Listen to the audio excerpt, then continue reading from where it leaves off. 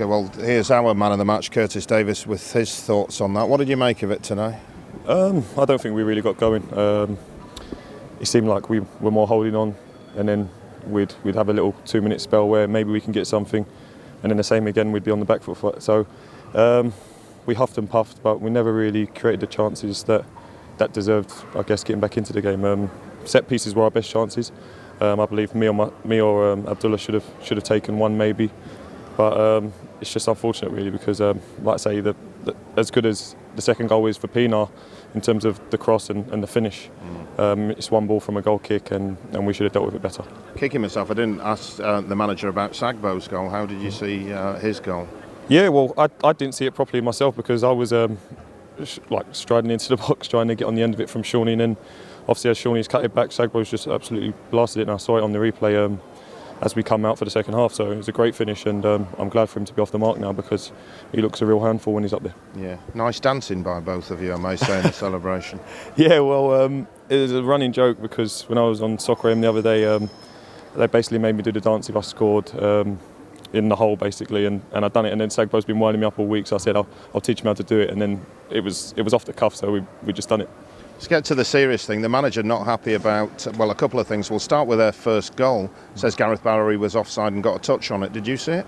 That's what I just heard now, but I didn't see it. I just thought that Morales had either shanked it and McGregor didn't see it, or it took a deflection off maybe one of our players, but I couldn't say any more because I haven't seen it myself in a replay, but it was just disappointing in general because we never got going, we never started well, and it was disappointing to see that goal, but we showed character to get back into it, but we never really took that next step and took it to them. We probably about 5 minutes after the goal, and then coming out for second half, we never really started properly again, and ultimately that allowed them to get their second goal and win the game.